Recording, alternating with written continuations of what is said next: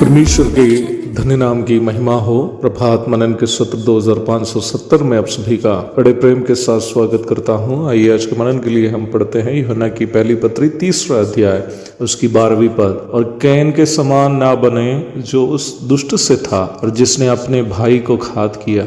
और उससे किस कारण घात किया? इस कारण कि उसके काम बुरे थे और उसके भाई के काम धर्म के थे। हमारे कल के मनन में हम ये देखे थे कि मसीह जीवन पूर्णतया एक प्रायोगिक जीवन है, काल्पनिक या मनगढ़ित बातों पर आधारित नहीं है। जब हम दावा करते हैं कि हम अदृश्य परमेश्वर से प्रेम करते हैं तो वो प्रेम हमें अपने उन भाई बहनों के साथ जिन्हें हम देखते हैं उसके साथ साझा करना हमारा दायित्व है। 12वीं पद की ओर जब हम आते हैं, प्रेरित यूहन्ना यहाँ निम्न सच्चाई को समझाने के लिए प्रथम भाई लोग कैन और हाबिल का दृष्टांत हमारे सामने प्रस्तुत कर रहा है। कैन और हाबिल के बारे में हम सबसे पहले उत्पत्ति के 14 अध्याय में देखते हैं। यूहन्ना यहाँ कैन और हाबिल के दृष्टांत के द्वारा हमें समझा रहा है कि परमेश्वर का स्वभाव और शैतान का स्वभाव कैसे अलग अलग लोगों पर झलकते हैं। कैन और हाबिल दोनों परमेश्वर की आराधना करने जा रहे थे। दोनों परमेश्वर की आराधना के उपलक्ष्य में भेंट लेकर आए।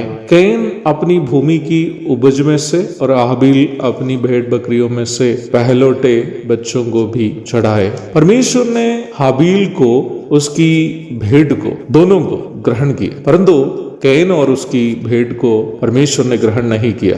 हाबिल की भेड़ को परमेश्वर ने इसलिए ग्रहण किया क्योंकि वो लगभग 4000 वर्षों के बाद परमेश्वर के ही द्वारा कलवरी पहाड़ पर चढ़ाया जाने का अपना पुत्र यीशु मसीह के प्रायश्चित बलि की छाया थी। इब्रानी 11:4, 12:24। कैन यदि चाहता तो वो भी हाबिल से कोई भेड़ या बकरी को मोल लेकर परमेश्वर के लिए बलि चढ़ा सकता था, परंतु वो अपनी ही समझ के अनुसार बलि का अर्पण किया। यद्यपि कैन की बलि परमेश्वर ग्रहण तो नहीं किया, पर उसके बलि के कारण वो श्रापित नहीं हुआ था। कैन श्रापित हो जाने का कारण यह था कि उन्होंने अपना बलि परमेश्वर के द्वारा ग्रहण नहीं किए जाने की वजह से अपना भाई की हत्या की। उत्पत्ति अध्याय 4:8-12 तक देखिएगा। कैन हाबिल से नफरत करने का कारण ये नहीं था कि हाबिल ने कैन का कोई नुकसान किया था, बल्कि ये था कि हाबिल के धर्म के काम कैन के अंदर ये एहसास उत्पन्न किया कि उसके अपने काम बुरे हैं।